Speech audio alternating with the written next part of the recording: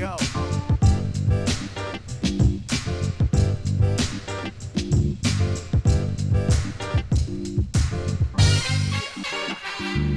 Clash. Nothing personal word of the day. It's Friday. It's about to be the weekend. I hope you're doing some Loverboy singing right now because everybody's working for the weekend. Baseball started. It was opening day yesterday. Yes, who doesn't watch opening day? I do. First game was not the Yankees-Red Sox because the weather is frightful, but it was the Brewers and Cubs. So I got to watch Corbin Burns. Reigning. I called him the defending Cy Young Award winner. Everyone else is calling him the reigning Cy Young winner, but I guess he's defending, reigning. I think he's defending. When you're defending something, it's like defending champions. He's the champion of the pitchers. But clash is the word of the day today because there was some talk yesterday out of nowhere for no particular reason as we went into opening day that the two stars of the Atlanta Braves had a personality clash. Already. They're the world champions. Their opening day is the greatest thing when you've just won a World Series. You get to raise the flag, or you have a presentation, then you have a ring ceremony coming up Saturday. It's so exciting. All you want to do is win a game, which, by the way, they didn't win. But they lost a player from last year, Freddie Freeman, who went to the Dodgers. It was a huge offseason story. The face of the franchise is now on a different team. And their young player, Ronald Acuna, who you may not remember from the World Series because he didn't play because he got hurt.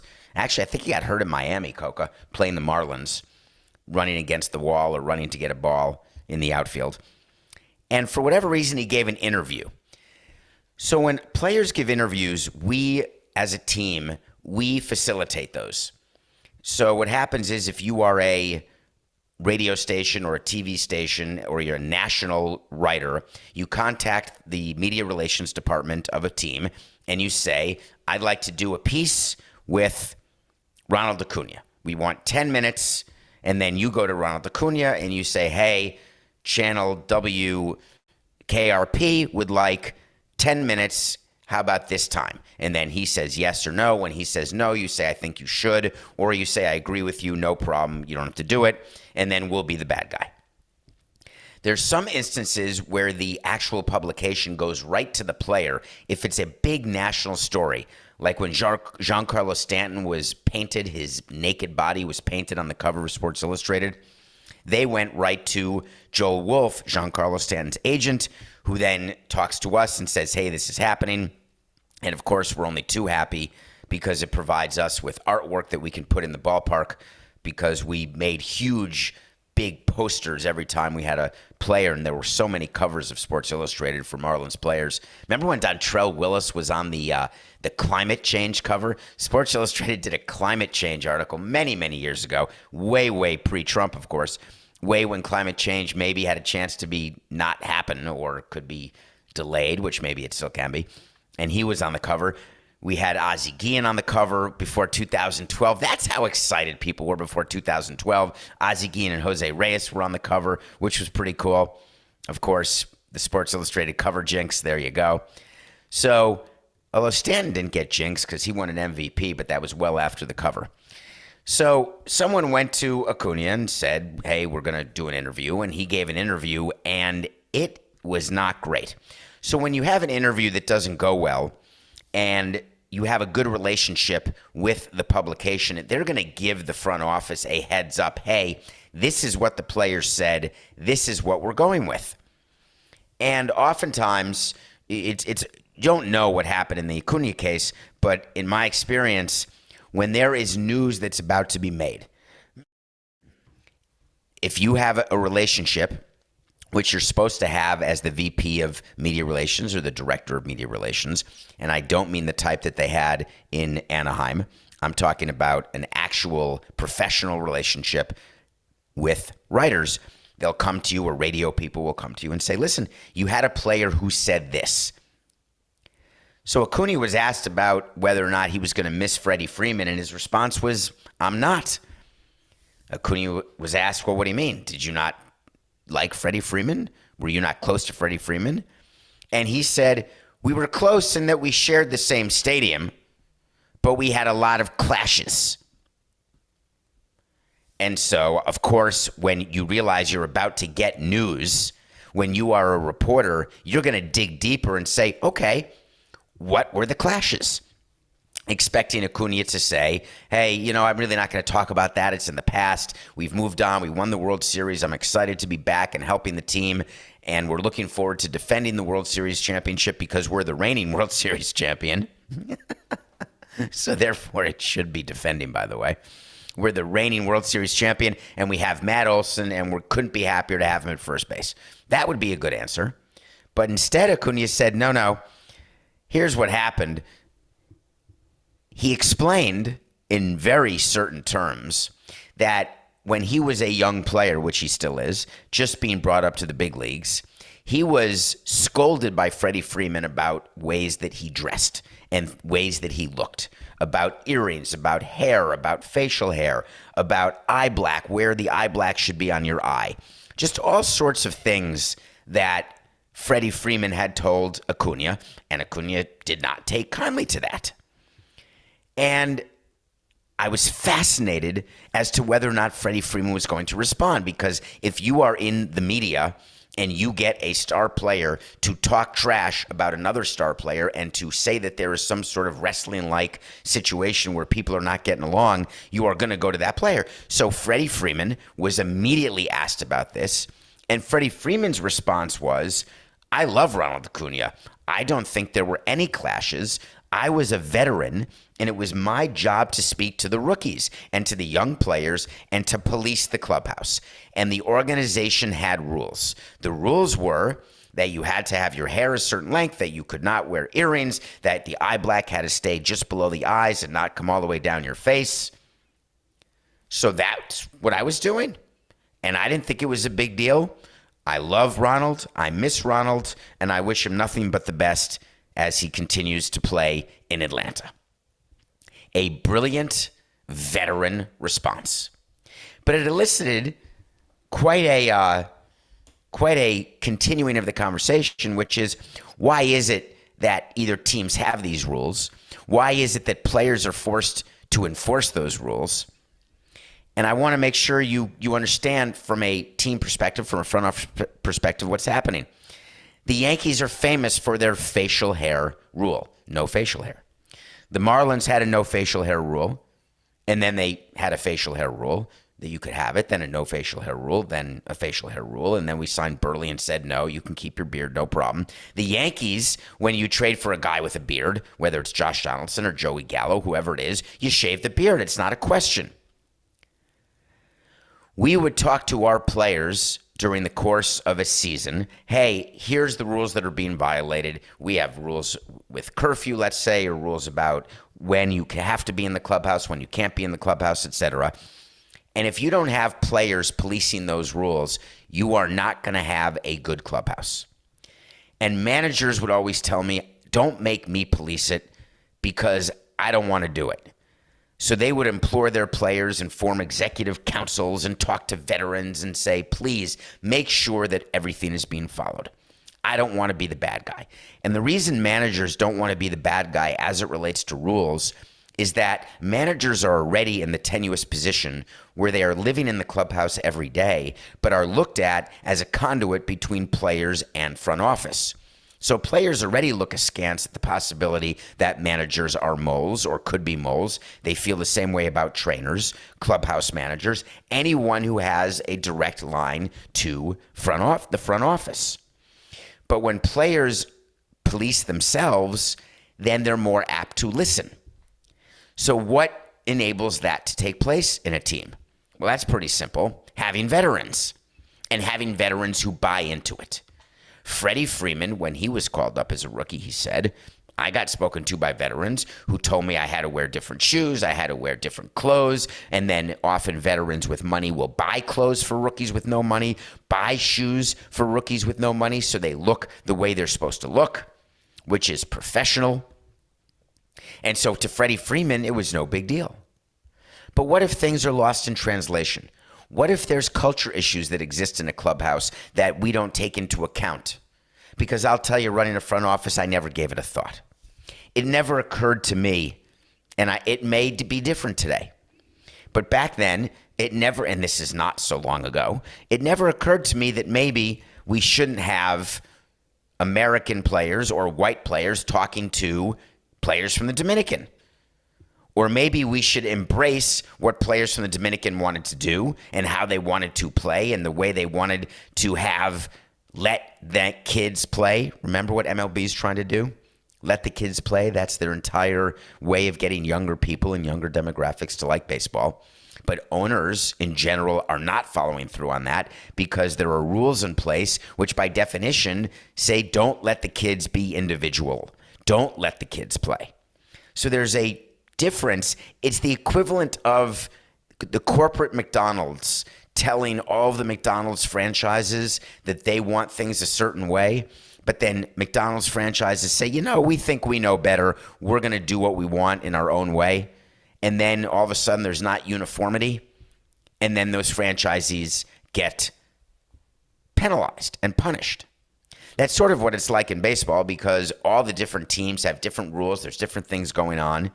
And there's not the consistency needed or that some people would crave and would want as they engage in a clubhouse. I don't mean fans as they relate to the players. I'm talking about what players are supposed to expect as they go from one team to the next. So certain players are able to understand that certain teams have certain rules, and other players are less apt to care about different teams with different rules and are more tending, shall we say, to exhibit their so-called power. But then it goes a level deeper. Way back in time when people were not making money, interestingly enough, rookies would not ever go against veterans. Rookies would not say a word to veterans. Veterans would control everything. Now rookies are making more money in signing bonuses. They're getting more money in guaranteed contracts earlier in their career.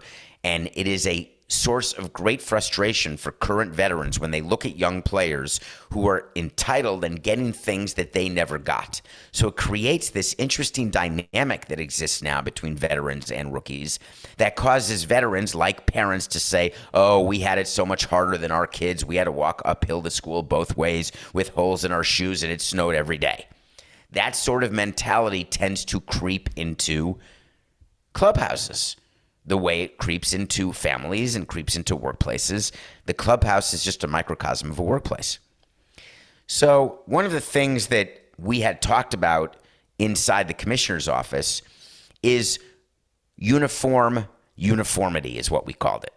We liked sort of the alliteration of that. Are there certain things that we want from the corporate headquarters to say to the teams that you have no choice but to do this? And the only decisions that ever came from MLB had to do with money and sponsorships.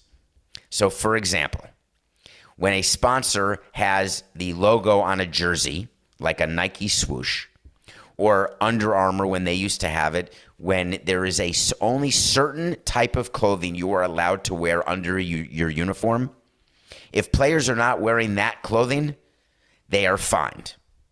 First, they're yelled at, then they're fined. Then they don't pay their fines. Then we have to take their fines out of their meal money or out of their paycheck. And the players don't care because the maximum fines under the collective bargaining agreement are so small that some players just pay the whole fine in advance for the year and say, screw you, I will whatever I want, whenever I want to. But it's not like MLB says to all teams, hey, nobody can have facial hair or nobody can wear eye black or everybody can wear eye black. All MLB cares about is making sure that it is upholding the obligations it has toward its sponsors. So as you watch this season unfold with the Braves, as you watch Freddie Freeman get to the Dodgers, someone said that Freddie Freeman could take over and be the leader of the Dodgers. When veterans go to a new team that has been very successful, they do not tend to take over. When veterans go to a less successful team and they've had personal success, then they're looked at immediately as a veteran leader in the clubhouse. But Freddie Freeman's going to LA right now, and he's going to fit in there, and he's trying to add to what they already have because what they have is pretty amazing. So Clash, nothing personal, word of the day, Friday, April 8th, 2022. How about Brian Flores' lawsuit? Did you read what happened with that yesterday? It interested me because I told you when Brian Flores, quick reminder, Brian Flores is the erstwhile head coach of the Miami Dolphins who filed a racial discrimination suit against the entire NFL and certain teams, and then had a pretty big sort of public coming out party where he talked about the lawsuit. He went on all the morning shows, and he's trying to get a class action certified. He's trying to get a class certified of all of these coaches who have been wronged, who have been subject to sham interviews where everyone says they exist. Everyone knows in the NFL they exist, but now the quiet part is being said out loud. Yesterday, we got news that Brian Flores had amended his complaint and had added 2 plaintiffs. It's pretty big news, right? He found 2 coaches to stand next to him and say, we were discriminated against. That will have very little impact as to whether the class is certified. It will have very little impact into whether or not the lawsuit is actually going to prevail. But it still was very telling because we found out 2 more bits of news that are absolutely accurate. Number 1, Ray Horton was added to the lawsuit. Ray Horton, is it okay to say this, Coca?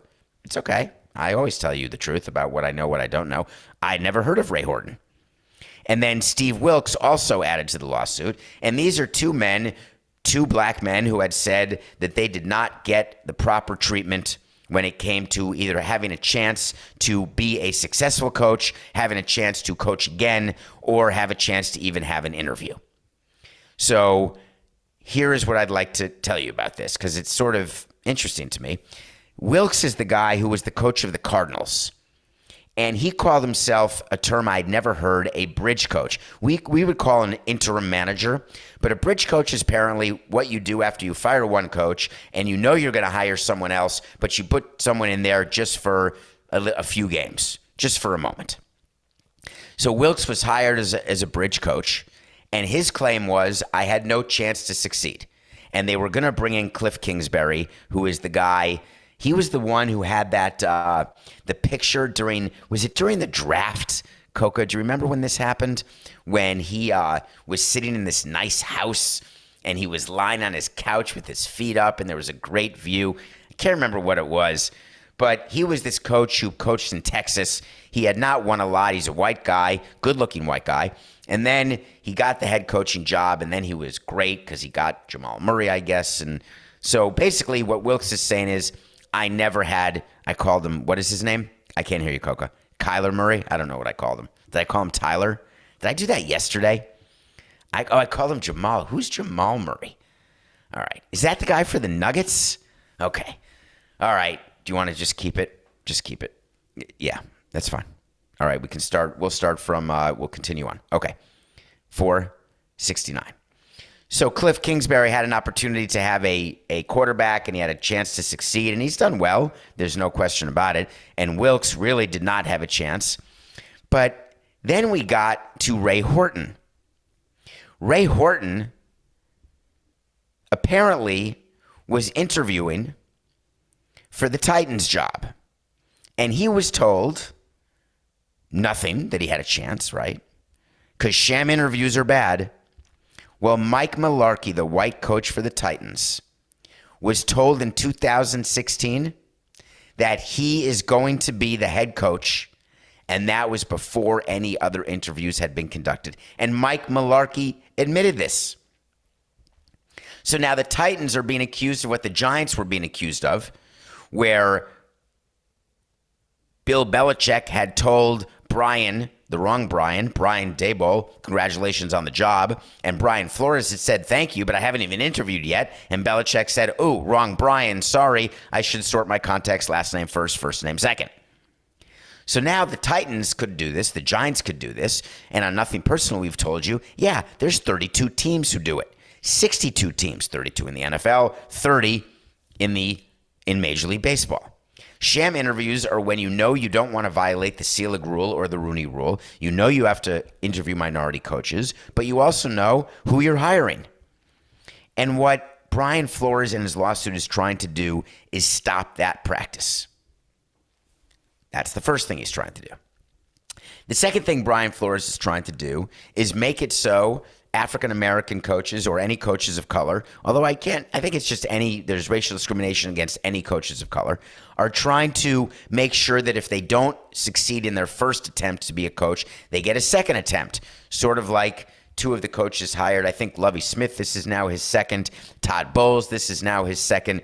And they were, Lovie Smith was sort of successful with the Bears. He's now gets to be a head coach. Todd Bowles less successful with the Jets. He gets to be a head coach because Bruce Arians got fired by Tom Brady. So the NFL is trying very hard to show that what Brian Flores is saying did not happen. But then Brian Flores said, well, I'm going to up the ante with this lawsuit and give you evidence of another little nugget here that I was complaining about, which is that Stephen Ross didn't want to win games and that he was really hoping to tank for Tua. Well, guess what? Brian Flores has some sort of, we're not sure, we have some sort of letter that Brian Flores himself wrote and distributed to staff where he was saying that he was being put in a very bad position by team ownership and upper management. So basically impugning the owner's desire to win and saying the upper management was carrying the owner's water and putting me as the head coach in an uncomfortable position. So if you are a jury and you see a memo written to the file, distributed to anyone you want, does that make it true? Is not the smoking gun a memo from the upper management to the coach saying, by the way, I want you to punt on every 4th and 1. I want to make sure you give playing time to Ryan Fitzpatrick instead of somebody else, or to somebody else instead of somebody else, whatever the case may be, it doesn't matter. But when you're trying to show the frame of mind of somebody and you're trying to prove that through actual written documents, is it dispositive when the document comes from the person who's alleging the wrongdoing to begin with? Is it not possible that Brian Flores was trying to paint a picture to show a pattern because he had in his mind the possibility that in case things went wrong, he wanted to have a trail? Now, before everybody gets upset and thinks that I am being not nice to Brian Flores or that I'm being discriminatory or I'm being pro-owner, I'm talking to you as a lawyer. These are things that lawyers think about. And it is not impossible. As a matter of fact, it is pretty common that this type of papering happens. Here's how I know. I've done it. I can admit it now because it doesn't matter. Statute of limitations. I didn't break any laws. I can promise you that. Here's what papering of a file is. When you are the president of a company and you're working with your HR department, a little detour here, Coca, a little lesson for a random Friday, and you have an employee who you want to fire and you want to pay as little severance as possible, if not no severance, you are going to do a letter from the team president or the head of a department to the HR department to be put in the file. Yes, every employee has a file, electronic or paper, which talks about here's what this person is doing wrong with the job. Here's what we said to this person, and here's what the result has been. Now, every time do you speak to that employee about what they were supposed to do? About how they could do it better? Do you help them do it better? Do you wait till end of year employee evaluations when you say, hey, you did the following 10 things, you're fired? You did the following 11 things, you've got 3 months to cure 4 of them. If you don't, you're fired. The papering of a file done from top to bottom is something that you are told to do by your labor lawyers, by your ERISA lawyers, that is, by your employment lawyers. But the paper filing that goes up, far, far less common, which brings me to one of the things that all companies are trying to change. In this era right now, where there is workplace harassment, workplace misconduct, bad things are going on, you're trying to make it comfortable for employees to go to somebody, whether it's someone in the HR department, whether it's someone who's independent. You are simply trying to create an atmosphere where if you feel wronged, you are able to disclose it, discuss it, and then it can be hopefully properly addressed. But with so many of these hockey and football teams, not properly addressed. But that's as it relates to harassment or discrimination.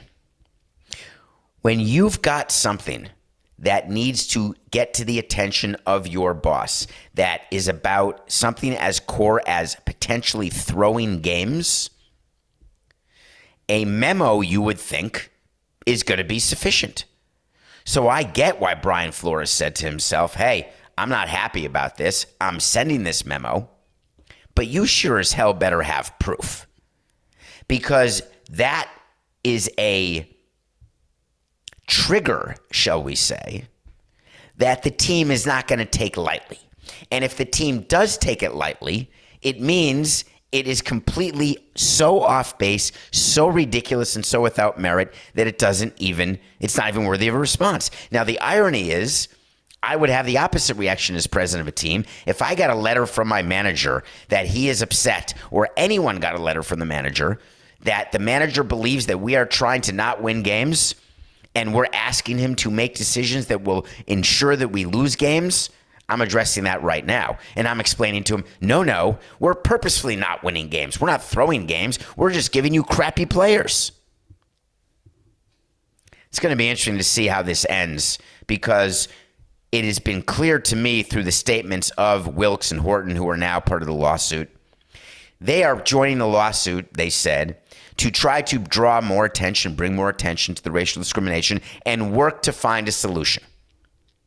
Those are very noble pursuits. Worthy. Way past due. Here's what they're not. Causes of action.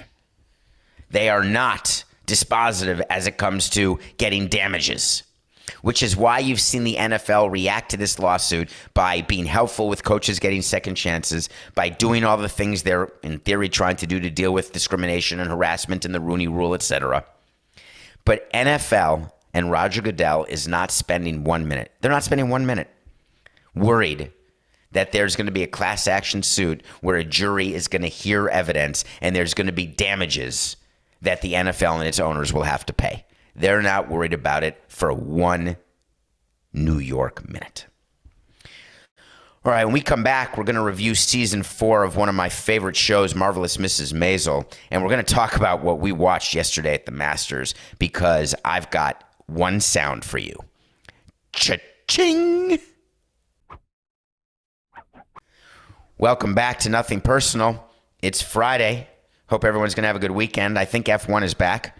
I think we've got the Masters. We've got MLB opening weekend. It's just, what a great time. The play-in tournament's going to start next week in the NBA. The play-in tournament, which is here to stay, Adam Silver said. The Lakers will not be in it. I want to do another segment on the Lakers. Can't we one of these days? I promised I'd never talk about them again, but I got to tell you, it's so awesome they missed the playoffs. I'm so happy. So I watched season 4 of Marvelous Mrs. Maisel. It came out, and it's got Rachel Brosnahan, and it's got Tony Shalhoub, and it's the same cast of characters. Kevin Pollak, one of my all-time favorites, is now the father of a character. He's sort of the old man, even though he's not old. I don't know how old he is, Coca. He's probably in his 50s, and he is from The Usual Suspects and from A Few Good Men, and he plays a Jewish father. And I thought going into this show that it was really only for Jewish people to watch. But it turns out everybody loves it because the jokes are universal. And Tony Shalhoub is hysterical for Monk, no matter what religion you are, no matter how much Yiddish you know. And what I loved about season 4 is they got into a story. They used their big budget. My complaint about season 2 is that they got a bigger budget because season 1 was so successful, and they used that big budget to do big production numbers and to make it look like the set design was so expensive, all these extras. And then season 3, they went on location to Miami, and it made it feel like they were just trying to be something they were not. They got right back to it in season 4. If you have not started Mrs. Maisel, watch it. If you have started it, make sure you watch season 4 and enjoy. So the Masters started yesterday. It is a level of interest in that. I don't know how to make this not sound like hyperbole, but it's not. Tiger Woods moves the needle in a way that nobody I have ever seen in the history of sports moves the revenue and excitement needle.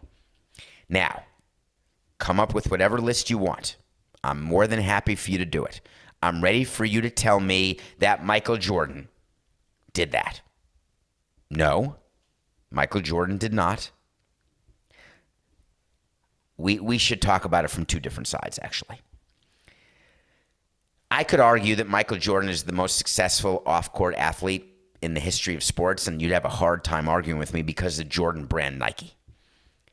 The problem is that people today are not buying Jordan brand shoes looking at that logo, and the kids are not saying, I'm buying them because Jordan is the silhouette.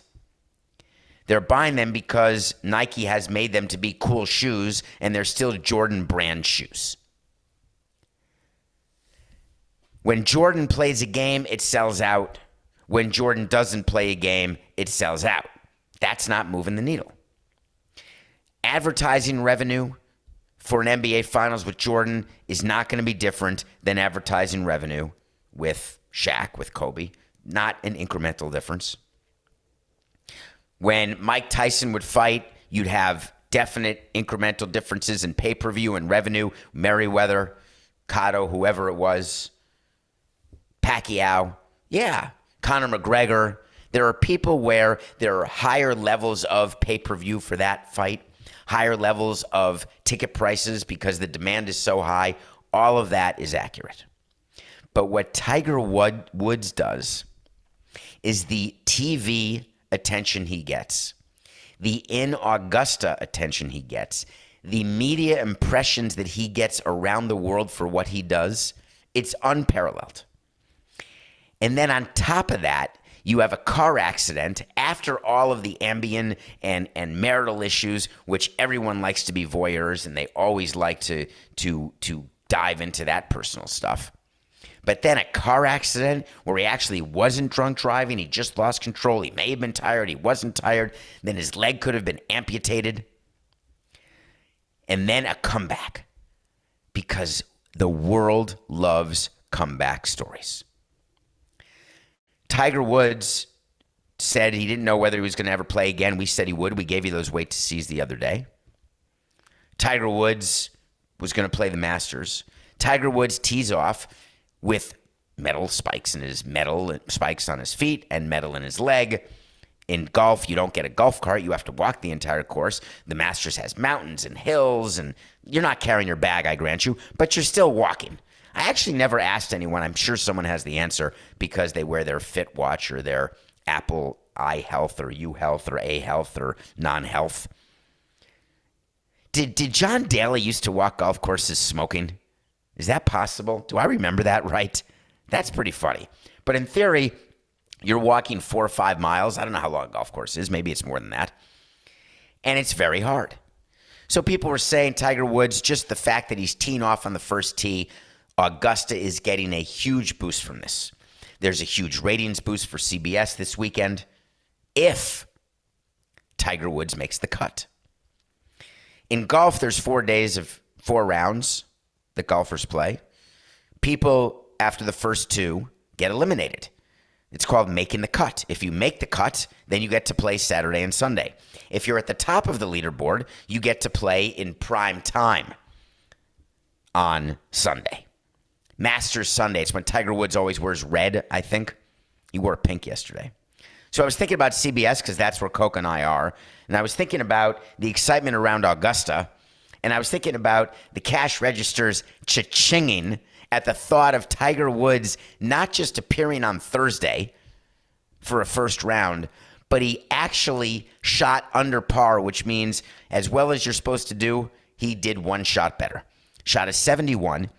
And now he is in a really good position if he can somehow wake up, take enough medicine so that his leg isn't stiff and hurting and painful, get through today's round, end up at least +1, +2, or better. He will then make the cut and get to play Saturday or Sunday.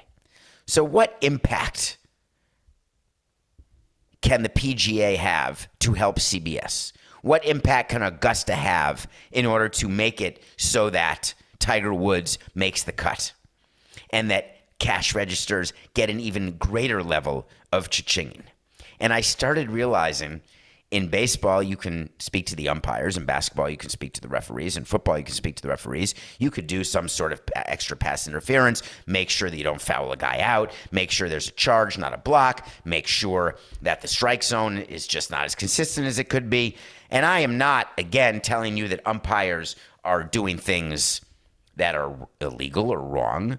I am telling you that umpires and referees and various people are very aware of what leagues want and very aware of the situation that they're in. Golf doesn't have that. There is nothing anyone can do. They can't put the holes in closer for Tiger Woods.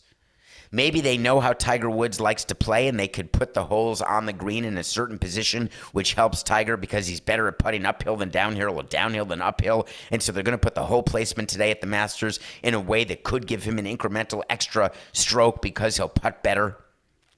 Possible. But how frustrating when you own a league or a tournament or you're running a tournament and you can't control it. And it's one of the attributes that everyone shares who are titans of industry, who are in charge of huge things. They want control. Guess what, PGA? You don't have any control. However, there is so much at stake for him to make the cut. I'm going to give you a wait to see here. Wait to see is when we tell you something's going to happen. Sometimes it does. Sometimes it doesn't. But either way, I promise you we will revisit it. Tiger Woods will make the cut, and he's even going to finish in the top 20 at the Masters, which is so unbelievable given that he hasn't played in over a year, given that he almost lost his leg. The legend of Tiger Woods is growing. The comeback story makes A-Rod's comeback story look like he never came back. Coca has been whispering in my left ear. When he whispers, you know how Coca is, right? When things are whispered, it's like, hey, if this interests you, you can talk about it. But if he yells it, it's, hey, this is definite. Make sure you say this or you screw that up. He would like to say that the number one athlete who moves the needle is Muhammad Ali. I want to think about that with you right now, live, because this was not prepared pre-show. What needle are you referring to? The social needle? The cultural needle? Because were the prices in the arena more expensive when he would fight? I'll grant you that. But back then, pay-per-view and the fights were on ABC and there were rights fees, etc. But no way. From a revenue standpoint, Muhammad Ali did not move the needle.